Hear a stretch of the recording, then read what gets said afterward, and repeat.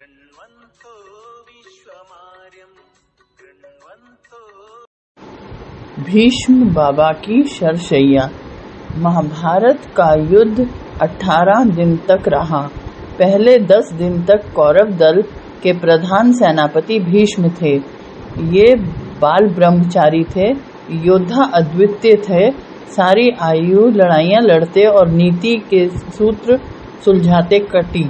इन्होंने सेना के कई व्यूह रचे, मार काट इतनी की कि कई बार पांडव थर्रा गए। तीसरे और 9वें दिन इन्होंने विशेष पराक्रम दिखाया। हजारों योद्धा खेत रहे। भीष्म संबंध में दोनों पक्षों के दादा थे। पांडवों को देख इनके हृदय में प्रेम उमड़ आता था। युद्ध के रोकने का इन्होंने भरसक प्रयत्न किया था, परंतु दुर्योधन के दुराग्रह के आगे किसी की पेश न गई। पांडवों को बचाकर युद्ध करते थे। दूसरे दिन अर्जुन के बाणों से अपनी सेना का अधिक क्षय होते देख दुर्योधन ने भीष्म से कहा, जाइए दादा, बढ़ते हुए अर्जुन को आप ही रोकिए। इन्होंने अर्जुन पर प्रहार किया तो सही, परंतु ठंडी सांस लेकर, क्षात्र धर्म को धिक्कार कर। यही वृत्ति अर्जुन की भीष्म के प्रति थी।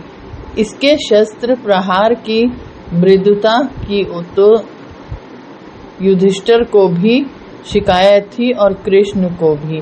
युधिष्ठिर दूसरे ही दिन युद्ध से विरक्त हो गया था। उसे अधिक दुख इस बात का था कि भीष्म तो दिव्य अस्त्रों का प्रयोग किए जाते हैं, परंतु अर्जुन ऋजु युद्ध पर ही तुला है। तीसरे दिन श्री कृष्ण ने अर्जुन को उकसाकर भीष्म के सम्मुख ले जाकर खड़ा किया। अर्जुन ने अपने हस्त लाघव तथा धनुर्विद्या की कुशलता से भीष्म को 2 धनु निरंतर छेद कर बेकार कर दिए। भीष्म रुष्ट होने के स्थान पर प्रसन्न हुए। उन्होंने अर्जुन को साधुवाद दिया, उसे प्रेम पूर्वक लड़ने के लिए बुलाया। यह साधुवाद और प्रेम का निमंत्रण अर्जुन के हृदय के साथ साथ भुजाओं को भी शिथिल कर गया। श्री कृष्ण ने देखा कि चाहे अर्जुन का अपना शरीर तीरों से छलनी हुआ जाता है, परंतु भीष्म के गौरव के कारण वह पूरे जोर से लड़ता नहीं है। श्री कृष्ण ने अपना सारथी विद्या का सारा कौशल अर्जुन के बचाने में लगा दिया। वे रथ को ही ऐसे चक्कर देते कि भीष्म के तीर खाली जाते, पर आखिर लड़ना तो अर्जुन ही को था ना। श्री कृष्ण उसका स्थान नहीं ले सकते थे। भीष्म बचाव करते करते भी जहां सेना का सफाया कर रहे थे, वहां अर्जुन और श्री कृष्ण को भी घायल किए जाते थे। कृष्ण कुछ समय तो अर्जुन के लाड़ चाव को धैर्यपूर्वक सहते गए, किंतु जब उन्होंने देखा कि पानी सिर से गुजर रहा है, तो फिर वे रथ से उतर आए और अपना सुदर्शन चक्र घुमाते हुए पितामह की ओर चले। भीष्म कृष्ण का भक्त था। उसका यह विश्वास था और कोई तो संभवतः उसे रण में न जीत सके। कृष्ण या अर्जुन लड़ने पर आ जाए तो उसे मार सकते हैं। उसने कृष्ण को अस्त्र उठाते हुए अपनी ओर आता देख हथियार डाल दिए और कहा, आप मुझे मार डालिए, आपके हाथों मरना अनुपम पुण्य है। श्री कृष्ण ने डांटा, यह युद्ध ही आपकी करतूत है। न आप द्यूत होने देते, न ये बुरे दिन पृथ्वी पर आते। और यदि दुर्योधन आपकी नहीं मानता था तो आपको उससे अलग हो जाना चाहिए था। भीष्म ने कहा, राजा परम देवता है, उसे छोड़ा नहीं जा सकता। कृष्ण ने झट उत्तर दिया, हमने कंस को छोड़ दिया था कि नहीं। इतने में अर्जुन ने रथ से उतरकर कृष्ण को पीछे से आ पकड़ा। श्री कृष्ण उसके रोके रुके नहीं, उल्टा उसे ही घसीट कर ले चले। आखिर उसने बलपूर्वक उनके पांव पकड़ लिए, फिर भी वे चलते गए। 10वें कदम पर रुके। अर्जुन ने प्रतिज्ञा की कि अब देख लेना, पूरे जोर से लड़ूंगा, आप अपनी निरस्त्रता का प्रण न तोड़िए। तब कहीं अर्जुन ठिकाने से लड़ने लगा। यही तमाशा फिर 9वें दिन हुआ। 10वें दिन पांडव यह संकल्प करके निकले कि आज भीष्म को मार डालना है। इसके रहते पांडव पक्ष की विजय की कोई आशा नहीं। रात को उन्होंने सलाह की कि भीष्म को कैसे गिराया जाए। राजा विराट की सभा में कभी अर्जुन ने आवेश में आकर कहा था, भीष्म पितामह का हनन मैं कर दूंगा। श्री कृष्ण ने उसे वे वचन याद दिलाए। युधिष्ठिर से यह भी कहा, यदि विशेष भीड़ आ पड़ी हो तो लीजिए, हम ही शस्त्र ग्रहण किए लेते हैं। हम तो अपना सब कुछ अर्जुन के ऊपर वार रखा है। उपलव में ही प्रतिज्ञा हो गई थी कि यदि यह चाहे तो मैं अपनी बोटी बोटी कटा दूं। अब यदि अर्जुन पराक्रम करे तो भीष्म का मारा जाना निश्चित है, अन्यथा हमें आज्ञा कीजिए, फिर तेरे लड़ने के लिए लड़ाई का रुख ही बदल जाएगा। श्री कृष्ण अपनी प्रतिज्ञा को तोड़कर शस्त्र ग्रहण कर लें, यह तो किसी ने स्वप्न में भी नहीं सोचा था। यह भाषण का अभिप्राय भी सभी समझते थे। यह अर्जुन के लिए प्रोत्साहन न थी, परंतु अर्जुन का भी तो अपना व्यक्तित्व था, नहीं माना। कृष्ण 2 बार तो शस्त्र उठा ही चुके थे। हाँ, उन्होंने सुदर्शन का प्रयोग नहीं किया था, उनका प्रण स्थिर रहा। अर्जुन पहले की अपेक्षा अच्छा लड़ने लगा, पर फिर आखिर दादा ही थे। कृष्ण के प्रस्ताव को सुनकर अर्जुन का हृदय अत्यंत खिन्न हुआ।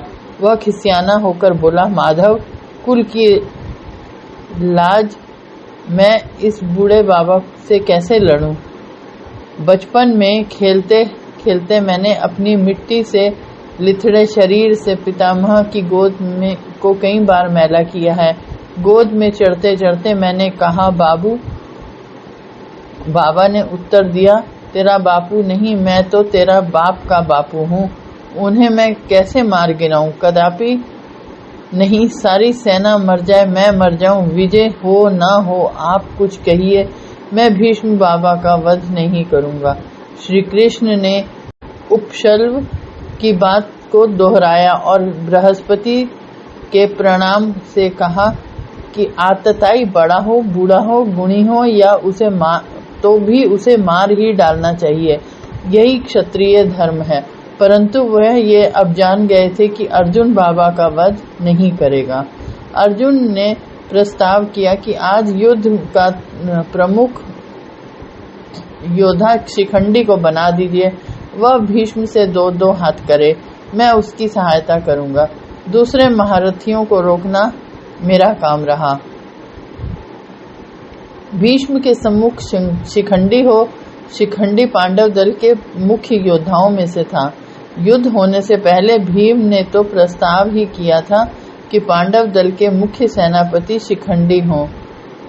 दुर्योधन ने भीष्म से दोनों सेनाओं के महारथियों की गणना कराई थी, तो उन्होंने शिखंडी को भी पांडवों के मुख्य सारथियों में परिगणित किया था।